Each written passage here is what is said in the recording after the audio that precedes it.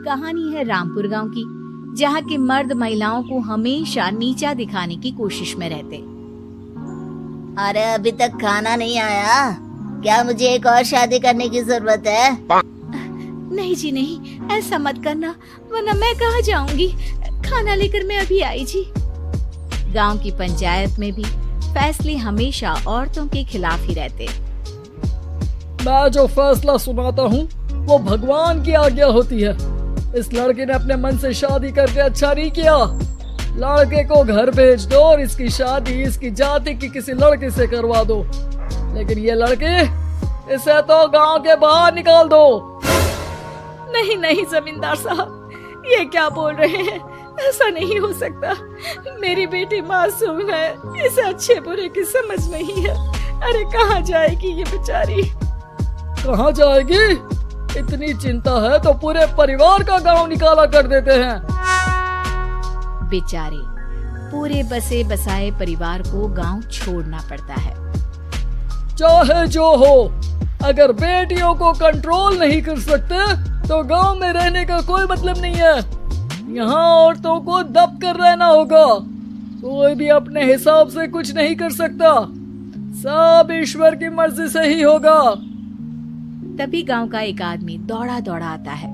सरपंच साहब, जमींदार साहब, वो कालिया है ना, उसकी बेटी पढ़ने के लिए शहर जा रही है। अच्छा, ये कब हो गया?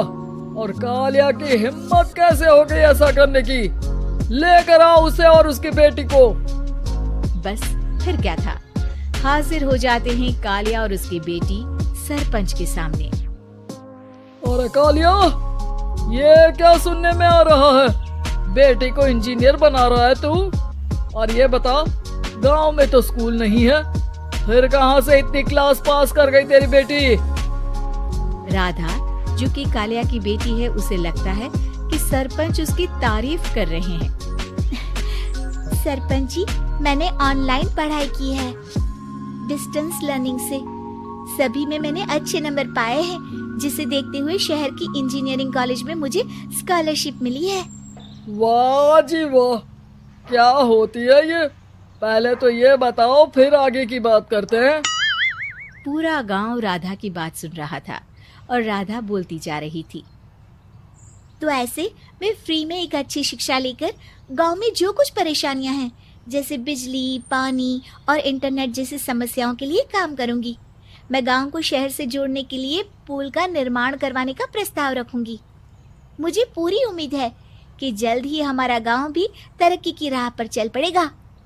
राधा की बात सुनकर सारे गांव वाले ताली बजाने लगते हैं। सरपंच को समझ नहीं आता कि वो क्या करे। चुप रह नादान लड़की, गांव के खिलाफ जाने के लिए तुझे गांव से बेदखल कर दिया जाएगा, वो भी पूरे परिवार के साथ। और हाँ, अगर ठीक से गांव में रहना चाहती है तो ये पढ़ाई लिखाई छोड़ दे।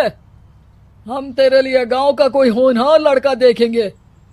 तभी गांव का एक आदमी बोल पड़ता है। अरे नहीं नहीं सरपंच जी, राधा बिटिया जो बता रही है, अगर वैसा हो जाए तो हम लोगों को पैसा कमाने के लिए बाहर नहीं जाना पड़ेगा। हाँ जी, और ना ही कोसों दूर पानी के लिए भटकना पड़ेगा। हमारे बच्चे भी अच्छी पढ़ाई कर सकेंगे और आगे बढ़ेंगे, ना कि हमारी तरह खेती करते बैठेंगे।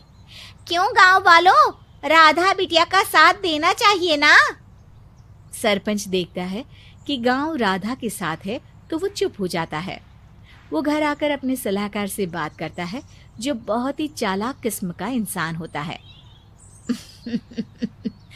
अरे सरपंच साहब, आपको बहुत ही होशियारी से काम लेना पड़ेगा। एक बार गांव तरक्की कर गया, यहाँ के बालक पढ़ लिए तो कोई ना पूछेगा आपको। और फिर ये जो बेटा और बेटी है ना आपके, इनको भी आम लोगों की तरह ही जीवन जीना होगा। हाँ, लेकिन करे तो क्या करे? वो ना आप मुझ पर छोड़ दीजिए, बस मैं जैसा बोलूं करते जाइए।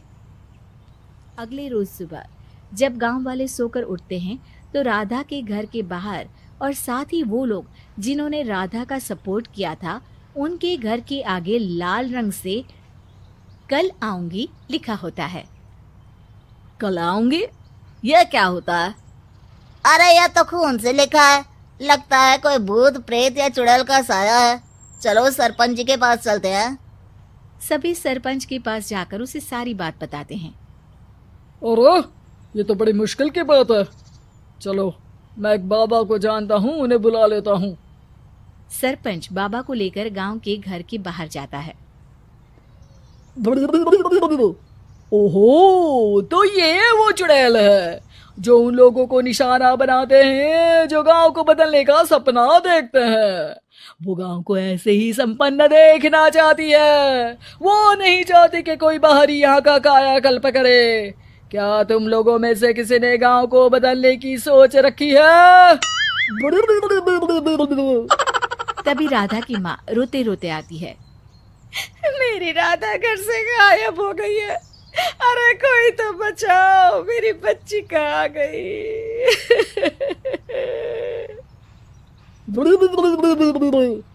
ले गई वो चुड़ैल, तेरी बच्ची को ले गई। अब वो उसे श्रापित करके छोड़ेगी, उस पर चुड़ैल का साया हो जाएगा। तभी बुरी सी हालत में राधा भी वहां आ जाती है। उसके बाल चुड़ैल की तरह फैले होते हैं और कपड़ों में खून लगा होता है। सभी राधा को देखकर डर जाते हैं। माँ, पता नहीं मुझे कौन उठा कर ले गया था। अरे दूर दूर हो जा चुड़ैल, अब हम लोग इस गांव में नहीं रुकेंगे। अरे कैसे बातें कर रहे हैं आप? कल तो आप मेरे भरोसे गांव का हुलिया बदलने, अपने बच्चों को पढ़ाने और तरक्की उन्नति की बात कर रहे थे, तो आज क्या हो गया आपको? ये फिर तुम लोगों को बहकाएगी। ये चुड़ैल गांव में आ चुकी है, ऐसे ही ये तुम्हारे घर के बच्चों को भी ले जाएगी। गांव वाले राधा को गांव से बाहर निकाल देते हैं। उसके माँ बाप रोते रहते हैं, लेकिन गांव वाले नहीं मानते।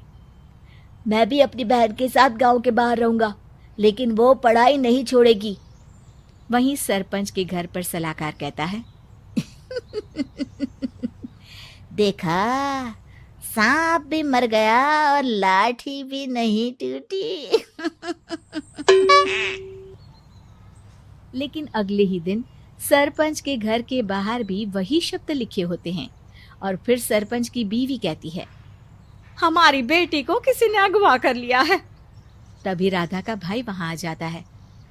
अरे गांव वालों, मैंने सरपंच जी की बेटी को देखा था। वो चुड़ैल उसे उठाकर ले जा रही थी। अरे क्या मजाक कर रहे हो? नहीं नहीं सरपंच जी, आप नहीं जानते। वो चुड़ैल अब आपकी बेटी में आ जाएगी, जैसे राधा के अंदर आ गई थी। तभी सरपंच की बेटी वैसी ही हालत में वहां आती है जैसे राधा आई थी।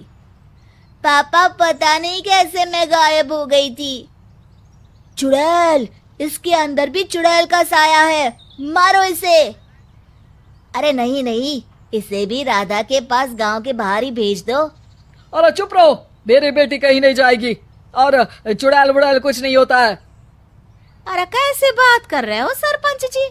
आप तो बोल रहे थे कि आपका फैसला भगवान का ज्ञान होता है, तो अपने पर बात आई तो अब आप ऐसे बोल रहे हैं। अरे ना ना ना, आपको अपनी बेटी को त्यागना ही होगा। अरे बुलाओ बाबा को। राधा का भाई बाबा को ले आता है, जिसे अब गांव वालों के डर के कारण सच बोलना पड़ता है। मैं कोई बाबा नहीं हूँ, मैं तो मोची था। ये सलाहकार महोदय ने मुझे कहा था एक्टिंग करने को। अब वो मुझे पैसे देने वाले हैं। अब मुझे माफ कर दो। गलती हो गई, मुझे माफ कर दो। तभी वहां राधा आ जाती है। देखा सरपंच जी, जब गांव के बच्चे साक्षर होंगे तो आप जैसे लोगों की चालाकी नहीं चलेगी।